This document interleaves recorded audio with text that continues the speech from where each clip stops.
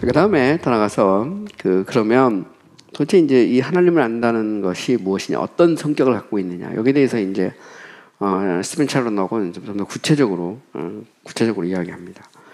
먼저 보면 항상 이제 그 청교도 책들을 이렇게 읽어보잖아요. 읽어보면 처음에 이제 아닌 것을 먼저 얘기하고, 그 다음에 이제 소위 긴 것, 부정적인 것 얘기하고 긍정적인 것을 이야기해요. 근데 이게 사실 이 자체가 이제 성경적인 방법입니다. 그래서 우리가 이 시편에도 보면 시편 1편 복이 있는 자는 악인의 길을 따르지 않고 할 때 보면 안 하는 거 하고 또 이 하는 거, 그러니까 항상 보면 이제 부정적인 것과 긍정적인 것이 같이 나가거든요.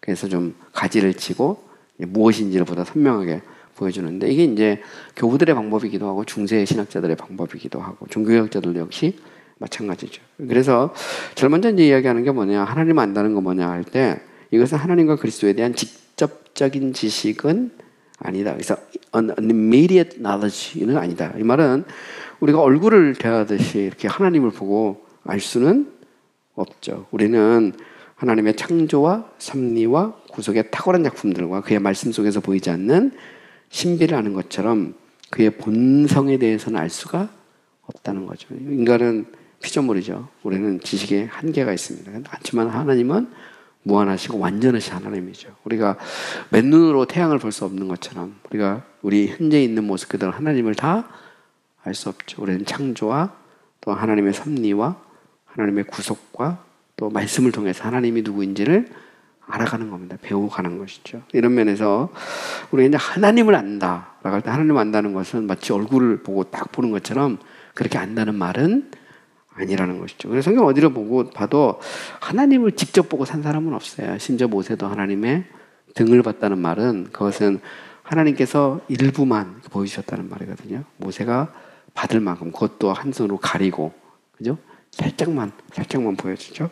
로마서 1장 20절에 21절에 보면 이런 말이 나옵니다. 창세로부터 그에 보이지 아니하는 것들 곧 그의 영원하신 능력과 신성이 그가 만드신 만물에 분명히 보여 알려졌나니 하나님을 알되 하나님을 영어롭게도 아니하고 감사하지도 아니하고 오히려 그 생각이 허망하여지며 미련한 마음이 얻어졌나니. 하나님이 모든 우주와 만물을 통해서 자신이 누구인지를 명확하게 드러내셨다는 거죠. 이 말은 하나님은 창조주고 이 세상은 하나님의 작품이다. 우리가 물건을 보면 물건을 만든 사람에 대해서 더듬어서 알 수 있는 것처럼 우리는 창조의 작품을 보고 하나님이 누구인지를 더듬어 알 수 있죠. 우리는 우주의 광대함을 통해서 하나님이 얼마나 광대하신 분인지 알 수 있고요.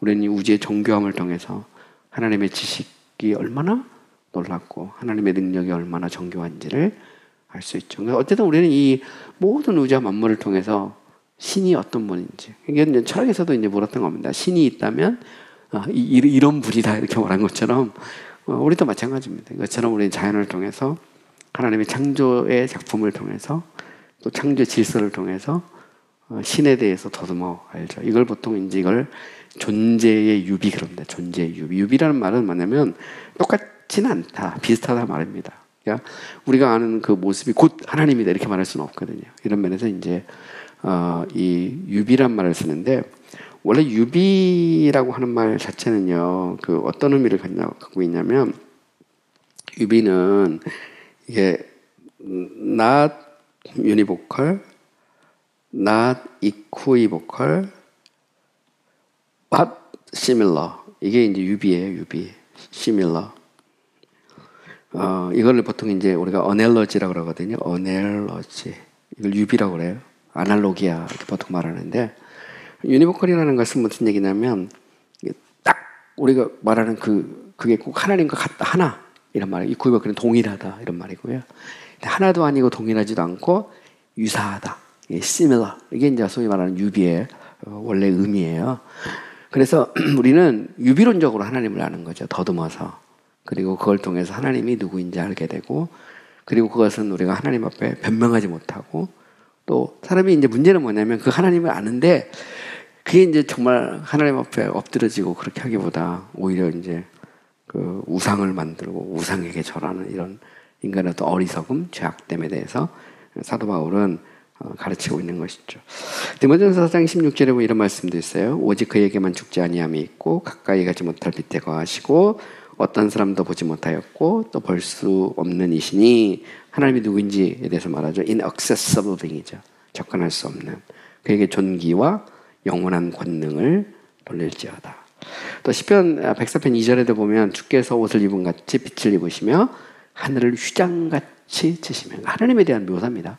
하나님에 대한 묘사인데 그 하나님은 이제 접근할 수 없는 빛이다 이런 말이죠. 보면 빛 그 자체고 인간이 그 하나님에 대해서 다 알 수 없고 우리는 하나님의 자신을 보이신 만큼 이런 면에서 이제 하나님 아는 지식에서 우리가 아는 지식은 일종의 이 원형적 지식이 아니라 모형적 지식이죠. 그래서 액티팔 날레지라고 보통 말하는데 우리는 이제 막지 모형을 찍어내는 것처럼 우리가 아는 것은 하나님 그 자체가 아닙니다. 신학도 그래서 우리는 하나님 자신의 신학이 아니고 테올로기아 인재가 아니고 our theology죠.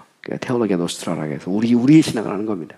그러니까 하나님의 계시를 기초로 하나님이 보여준 만큼 하나님을 아는 거죠. 그런데 그 지식이 우리로 하여금 충분히 예배하고 그 하나님을 찬미하고 또 그 하나님께 영광을 돌릴 수 있을 만큼 하나님은 자기를 드러내시죠. 두 번째로 그 하나님을 안다는 것은 첫 번째는 얼굴을 대면해서 보는 어떤 직접적 지식이 아니란 말이에요. 두 번째는 comprehensive knowledge, 완전한 지식이 아니죠. 그래서 이제 나중에 제가 좀 더 자세히 이제 하나님의 가지성과 비가지성의 문제, 하나님을 온전히 아는 comprehensibility와 knowability에 대한 문제를 좀 이야기를 할 건데, 그건 좀 상당히 자세히 이야기할 겁니다. 그래서 하나님의 이 대해서 인간이 어디까지 알 수 있느냐, 그래서 이제 불가지론 과 관련해서 이제 좀 얘기를 자세히 할 거고요. 어쨌든 여기서 이제 우리가 생각해 볼 수 있는 건 뭐냐면, 우리가 하나님에 대해서 다 모르잖아요. 그죠? 알면 얼마나 알겠습니까? comprehensive knowledge. 하나님 자신만이 하나님에 대해서 알 수 있죠. 그래서 우리는 테올로기아 인재를 하는 게 아닙니다. 그죠? 하나님 자신에 대한 신학을 하는 게 아니고, 우리는 테올로기아 노스트라, 우리 신학, our theology를 하는 거고요. 우리는 테올로기아 액티파, 소위 말하는 이제 원형적 신학이 아니고, 테올로기아 아르케티파가 아니고, 테올로기아 액티파, 모형적 신학을 하는 거죠. 아르케라는 게 원천이란 말입니다. 그러니까 하나님 자신이 알고 있는 그 신학이 아니고 하나님이 계시하신, 드러내신 신학을 하는 거죠. 드러내는 만큼. 우리는 심지어 이제 그 주변도 다 몰라요. 피조물에 대해서도. 그래서 보통 우리가 박사 그러면 박사라는 게 모든 걸 다 아는 건 아니잖아요. 저도 신학 박사인데 제가 모르는 게 훨씬 많죠. 아는 것보다. 근데 꼭 신학 박사 아니더라도 그죠?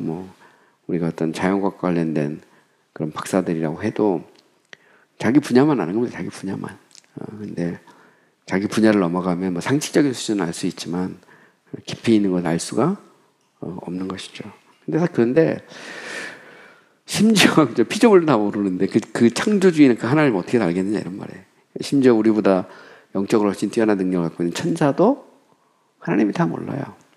근데 마치 우리가 무슨 뭔가를 알 수 있는 것처럼. 여러분 그 영지주의 있죠? 영지주의, 아그나스티시즘.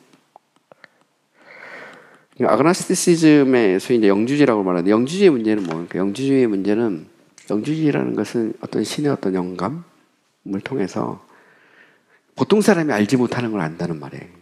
그노시스라고 하는 건데 그러니까 이게 영주주의의 문제거든요. 근데 사실 보면 카리스마적인 리더는 영주주의에 빠질 확률이 되게 높습니다. 왜냐면 그 사람들은 보통 니들은 몰라 말이죠. 하나님이 내게 특별히 알려준 뭐가 있다는 거예요. 보면. 근데 하나님이 특별히 알려줄 뭐가 있어요. 내가 보면 이미 우주와 만물을 통해 성경을 통해 알려줬는데, 근데 이제 대부분 카리스마적인 어떤 지도자들이나 아니면 좀 더 이단들은 더 그러죠. 그러니까 신이 보통 사람이 알지 못하는 뭔가를 자기에게만 알려줬다는 건 영적인 지식, 그죠? 스피리추얼 knowledge가 있다는 이게 그나스티시즘이거든요. 영지주의거든요. 근데 이게 완전히 사입이죠. 따지고 보면. 저는 항상 생각하는 게 뭐냐면 해 아래 새 것은 없습니다. 기독교 2000년 동안 성경이 수없이 많은 사람들이 연구됐고, 물론 신학적인 사상은 좀 다를 수 있지만 그렇다고 해서 뭔가 그동안에 발견하지 못했던 뭔가가 새로 나오고 그런 건 없어요.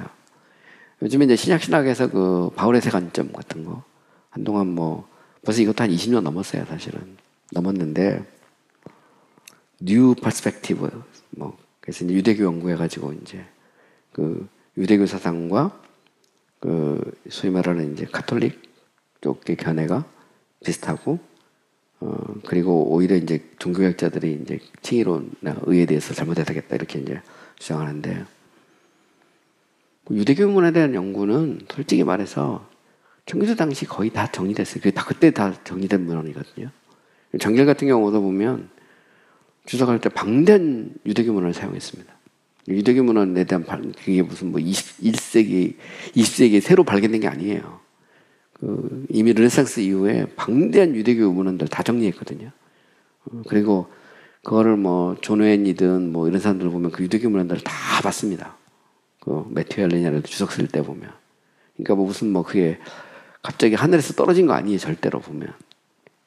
그래서 그게 새 관점인지 올드 관점인지 모르겠는데 보면 우리가 생각하는 뭔가 새로운 거 그동안에 그 성경 해석을 완전히 뒤집을 뭔가를 찾았다 할 때 제가 볼 때 그런 건 없어요. 조심해야지. 날 따지고 보면 뭔가 뭐 그동안에 발견하지 못했던 사회사본 나왔을 때도 뭐 이제 기독교는 다 무너질 것 같았는데 사회사본이나 뭐 그동안에 있었던 그 사본이나 별 차이가 없거든요.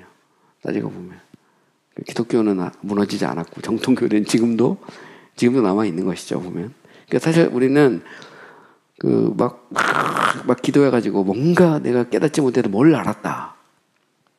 제일 위험한 인물이 그런 인물들입니다. 제가 볼 때 그렇지 않죠. 우리 성경을 통해 하나님이 말씀하셨거든요. 그리고 수없이 많은 우리 신앙의 선배들을 통해서 성경이 해석되고 또 해석되고 그러면서도 성경은 여기서 이 말하고 저기서 저 말하는 책이 아니거든요. 이게 성경의 명확성과 통하는 건데 성서 해석은 성경의 명확성과 맞물려 있거든요. 그래서 읽으면 누구나 다 알 수 있어요. 그리고 과거의 신앙의 선배들의 해석이 오늘날 우리하고 막 엄청난 차이, 본질을 흔들 만큼의 무슨 차이가 있는 것도 아니고 따지고 보면 이런 면에서 보면 우리는 이제 겸손해야 되죠. 겸손해야 되는데 하나님을 안다라는 것도 마찬가지입니다. 보면 우리가 피조물도 다 모르고 천사도 다 모르는데 그 신이 나에게만 뭔가를 알지 못했던 뭔가를 깨닫게 해주셨다. 이게 영주지입니다. 영주지. 그래서 저는 이제 헤아릴 새 것이 없다. 이게 제 생각이고 신학도 보면 가만히 이상하다 새로운 거라고 주장하는 사람들이 들어보면 다 옛날에 누군가 다 했던 얘기 또 하고 있는 거예요. 보면 또 하고 막 그래서 헤아릴 새 것이 없다. 그리고 유명하다는 얘기가 더해준 게 없다. 이게 사도 바울의 한 말인데 저는 뭐 신학 공부하면서 항상 그 생각했거든요. 유명하다는 사람이 별로 더해준 게 별로 없다는 거죠. 시편 139편 10절 18절에 보면 이런 말이 있어요. 하나님이여 주의 생각이 내게 어찌 그리 보배로우신지요. 그 수가 어찌 그리 많은지요. 내가 세려고 할지라도 그 수가 모래보다 많도소이다. 내가 깰 때에도 여전히 주와 함께 있나이다. 인간의 어떤 지식의 한계, 인식의 한계를 인정하죠. 사사기 13장 18절에 보면 여호와의 사자가 그에게 이르되 어찌하여 내 이름을 묻느냐. 내 이름은 기묘자, 원더풀. 그죠? 이거는 인간의 이성과 인간의 지식으로 다 알 수 없다는 말이죠. 그 다음에 나아가서 이 땅에서 우리가 하나님을 안다 할 때 그것은 마치 뭐와 같냐면 이 희미한 거울을 보는 것 같죠. 그러나 그날이 되면 얼굴과 얼굴을 맞대고 봅니다. 그런데 우리가 알아야 될 것은 뭐냐면 심지어 그 나라에 가서도 하나님을 다 알 수는 없죠. 왜냐면 그러면 우리가 하나님 되는 거거든요. 우리 천국 간다고 해서 우리가 갑자기 뭐 피조물이 하나님 되는 것은 아니죠. 그러나 지금보다 더 온전히 하나님을 알 수 있죠. 더욱이 우리가 이 땅에 사는 동안 인간의 육신의 장막에 가려 있잖아요. 근데 여기에서 과연 하나님을 알면 얼마나 아느냐. 그래서 고린도전서 13장 12절에 보면 우리가 지금은 거울로 보는 것 같이 희미하나 그때는 얼굴과 얼굴을 대해볼 것이요. 지금은 내가 부분적으로 하나 그때는 주께서 나를 하신 것까지 온전히 한다. 이 온전이란 말은 perfectly가 아닙니다. perfectly라고 하면 뭐 퍼펙션이 하나님처럼 똑같아야 되는데 그건 아니고 온전히 한다 이 말이죠. 그죠? 빌립보 3장 12절에 보면 내가 이미 얻었다 함도 아니요 온전히 이루었다 함도 아니라 오직 내가 그리스도 예수께 잡힌 바 된 것을 잡으려고 달려간다. 그래서 우리의 이 땅에서의 삶은 하나님을 알아가는 거죠. 계속 알고. 근데 놀라운 것은 이제 우리가 아무리 알고 또 알아도 다 모를 만큼 하나님은 무한하시다, 이런 말입니다. 또 한 더 나가서 하나님과 그리스도에 대한 구원받는 지식은 그 대상에 있어서 다르지만 방법과 결과에 있어서는 차이가 있다는 겁니다. 참된 그리스도인은 똑같은 복음에 대한 설교를 듣지만 영적인 눈으로 더 분명한 방법으로 하나님과 그리스도를 알 수 있으며 그 지식의 정서적이며 실천적인 열매를 맺는다. 이 말은 똑같이 말씀을 들어. 그래도 정말 성령의 감동으로 깨달은 사람, 그걸 보통 우리가 성령의 조명이라고 그러죠. 성령의 기록은 영감이라고 그러고, 성령께서 조명하여 주셔서 깨닫게 할 때 우리가 보통 사람보다도 하나님을 더 많이 알 수 있다라는 것은 이제 인정을 하는 것이죠. 또 더 나가서 이제 우리가 하나님을 안다는 것을 좀 긍정적으로 말하면 첫 번째는 transforming knowledge, 변화시킨다. 하나님을 정말 알면 우리의 삶이 변하게 돼 있다는 거죠. 이사야 13장 1절에 보면 우리가 전하는 것을 누가 믿었느냐, 여호와의 팔이 누구에게 나타났느냐. 골로새서 1장 26, 27절에 보면 이 비밀은 만세와 만대로부터 감추어졌던 것인데 이제는 그의 성도들에게 나타났고 하나님이 그들로 하여금 이 비밀의 영광이 이방인 가운데 얼마나 풍성한지를 알게 하려 함이라. 이 비밀은 너희 안에 계신 그리스도니 곧 영광의 소망이니라. 갈라디아서 1장 16절에 보면 그 아들을 이방에 전하기 위하여 그를 내 속에 나타내시기를 기뻐하셨을 때 내가 곧 혈육과 의논하지 아니하고. 이 말은 무슨 얘기냐면 결국 우리가 이제 하나님을 알면 알수록 우리 삶에 어떤 변화가 일어난다라는 것이죠. 그리고 이 변화는 바로 이 지식의 목적이라는 겁니다. 그래서 이것은 이제 우리가 정말 주님을 알잖아요. 알면 알수록 우리가 바뀌는 거죠. 그래서 새 사람이 되고 또 그의 형상에 따라 그 지식에까지 새롭게 된다. 또 영광에서 영광에 이른다. 이 말은 결국 이제 발전을 의미하는 거죠. 그래서 우리가 이 세상에 있는 동안 주님을 점점 알아가고 알면 알수록 우리의 삶이 바뀌죠. 그래서 우리 삶이 바뀌는 것은 그만큼 주님을 알아가는 겁니다. 이런 면에서 보면 이제 신앙의 경륜, 연륜이라는 것도 무시하지 못하죠. 그래서 우리가 보면 왜 우리가 교회 지도자를 초신자로 세우지 말아야 되느냐. 초신자가 갑자기 은혜 받았다고 해가지고 막 바로 막 그 사람을 막 그 교회 지도자로 세우면 안 된다는 거죠. 왜냐하면 과정이라는 게 있습니다. 보면 연륜을 무시할 수가 없는 것이죠. 그래서 우리가 장로나 안수집사를 세울 때 또 권사님들을 세울 때 연륜을 고려하는 게 뭐냐면 이게 뭐 갑자기 뭐 그냥 막 처음 예수 믿었다고 해서 갑자기 막 되고 옛날에 한번 그런 거 있었죠. 뭐 그 이장님 목사 사건 났을 때 보면 막 어린이가 막 애원하고 막 곧 주님이 언제 오신다 막 이랬는데 그게 사실은 보면 이게 좀 문제가 있는 겁니다. 따지고 보면 그보다는 신앙의 경륜과 연륜 그걸 우리가 이제 무시할 수 없죠. 또 우리가 이제 결국은 이제 마지막 때 그 나라가 되면 우리가 호련히 주님과 함께 변하잖아요. 그것은 결국 주님을 그만큼 더 알게 된다는 그런 의미죠. 그리고 바로 이제 그런 변화는 이제 우리 삶에서 이제 필수적이다. 이게 보시면 알 수가 있습니다. 근데 그 두 번째로 첫 번째는 이제 transforming knowledge고요. 두 번째는 effective knowledge라는 말인데 이 말은 무슨 얘기냐면 내가 주님을 아는데 내 삶에 어떤 의지나 감정의 변화가 없다. 그럼 말이 안 된다는 거죠. 내가 정말 주님을 알게 되면 그리고 알면 알수록 우리의 삶에 변화가 일어나죠. 그것은 우리의 감정의 변화, affection, 감정의 변화를 수반한다는 겁니다. 수반한다. 그거는 이제 우리가 알아야 되죠.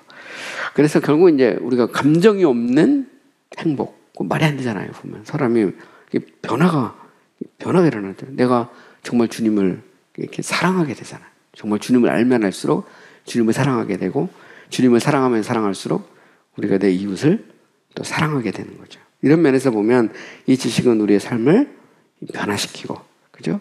또 이것은 우리의 즐거움을 주죠. 그러니까 마귀도 하나님을 아는데 마귀가 그걸 갖고 즐거워하고 기뻐하지 않거든요. 하나님을 찬미하지 않아.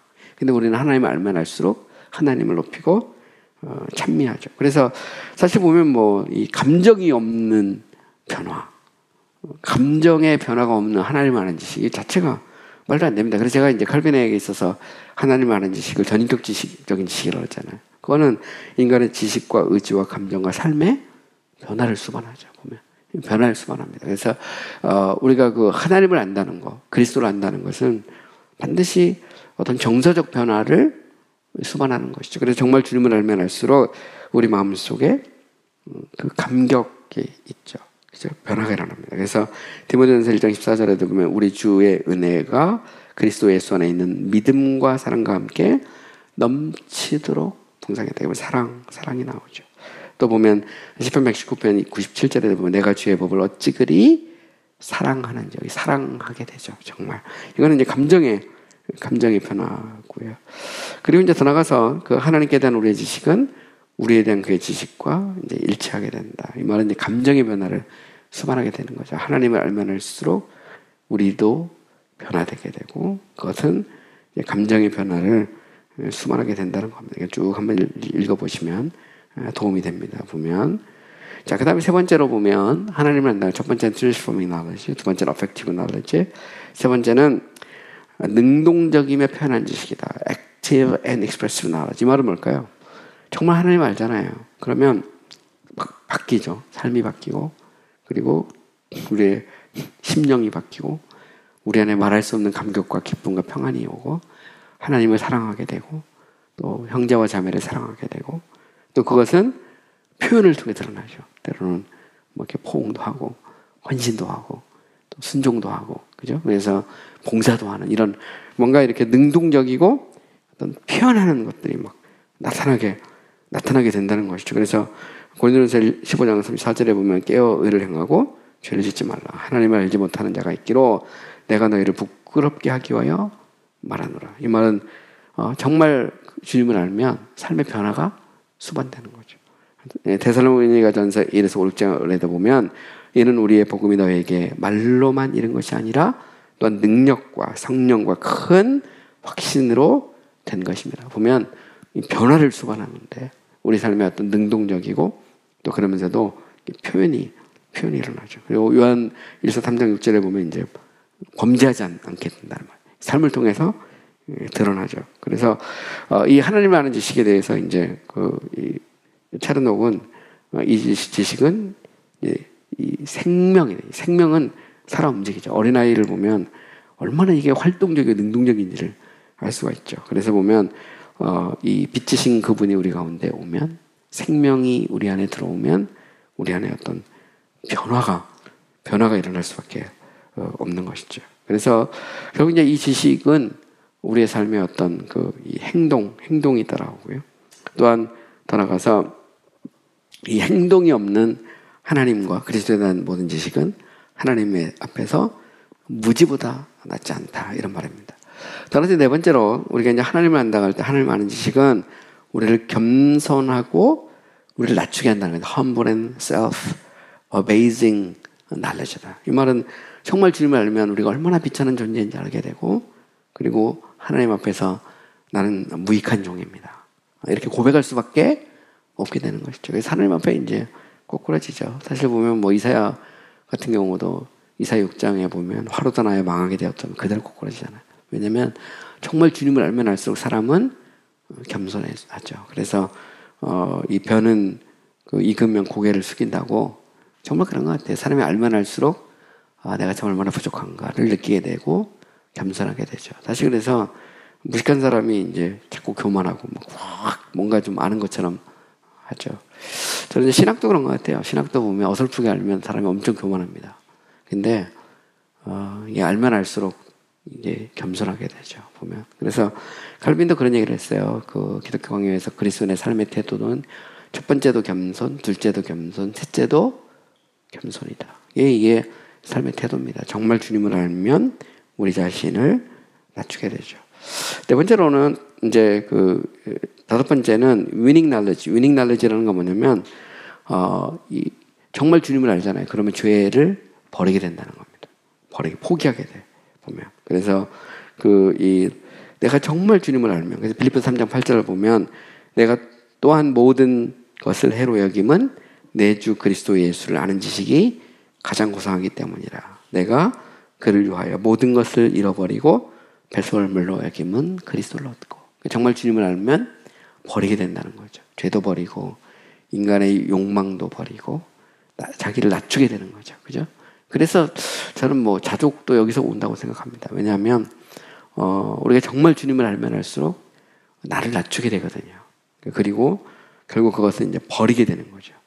더 나아가서 이제 이 주님을 안다, 하나님을 안다는 것은 fiducial knowledge, 신뢰하는 지식이다라는 것이죠. 그래서 믿음의 이제 네 가지 측면이 있어요. intellectus, sensus, fiducia, assurance가 있는데, 이 fiducia라고 하는 것은 뭐냐면 말 그대로 이제 나를 맡기는 겁니다. 나를 맡기는 거. 이걸 이제 보통 fiducia 이렇게 말하거든요. 이걸 이제 fiducial knowledge 이렇게 말하고, 이걸 영어로 말하면 이게 trust입니다. trust. 그래서 우리 믿음의 본질이 뭐냐라고 말할 때 청교도 신학자들은 항상 믿음의 본질을 신뢰로 봤어요. 맡기는 거거든요. 그래서 뭐 청춘 남녀도 결혼하면 신뢰를 기반으로 자기의 인생을 맡기는 거거든요. 남편 아내에게, 아내는 남편에게 맡기는 거죠. 이 남자가 나를 행복하게 해줄 것이다. 아니면 이 여인이 정말 나를 행복하게 해줄 것이다. 그래서 서로 맡기는 겁니다. 이런 면에서 보면 믿음의 본질은 trust, 이걸 이제 fiducia라고 합니다. 이걸 fiducial knowledge라는 것이죠. 그래서 정말 주님을 신뢰하게 되고 나를 맡기는 거예요. 의탁하게 되는 것이죠. 그래서 시편 9편 10절에 보면 여호와여 주의 이름을 아는 자는 주를 의지한다. 이 말은 맡긴다는 말이거든요. 그죠? 그래서 정말 우리 자신을 맡기는 그런 역사가 일어나게 되는 것이죠. 갈라디아서 2장 20절에도 보면 이제 내가 육체 가운데 사는 것은 나를 사랑하사 나를 위하여 자기를 버리신 하나님의 아들을 믿는 믿음 안에 서는 것이다. 자기를 내려놓죠. 그리고 그리스도를 나의 모든 것으로 받아들입니다. 더 나아가서 이제 하나님을 아는 지식은 어떤 지식이냐? 프로그레시브 knowledge에서 점진적인 지식이죠. 이거는 처음엔 작지만 나중에는 점점 커지죠. 그래서 예수님께서도 그런 비유를 들죠. 씨앗 하나가 겨자씨 하나가 떨어지면 나중에 큰 나무가 되고 새들이 와서 깃드는 것처럼, 그죠? 하나님을 향한 우리의 믿음도 마찬가지고 하나님을 아는 지식도 마찬가지죠. 우리가 이 세상 사는 동안 점점 주님을 알아가는 겁니다. 알아가는 거. 이런 면에서 점진적 지식이다. 이렇게 말할 수 있습니다. 일단 스티븐 차르녹의 이제 하나님을 아는 지식에 대해서는 이야기를 했고요. 제가 다음 시간에는 조엘 비키하고 폴 스몰링이 쓴 조리신학책이 있어요. 거기에서 이제 하나님을 아는 지식을 제일 먼저 시작하거든요. 거기에 대해서 제가 쭉 요약을 했는데 그 부분에 대해서 과연 현대 신학자인 비키나 스몰링은 어떻게 하나님을 아는 지식을 이해하고 있는지에 대해서 좀 생각을 해보도록 하겠습니다.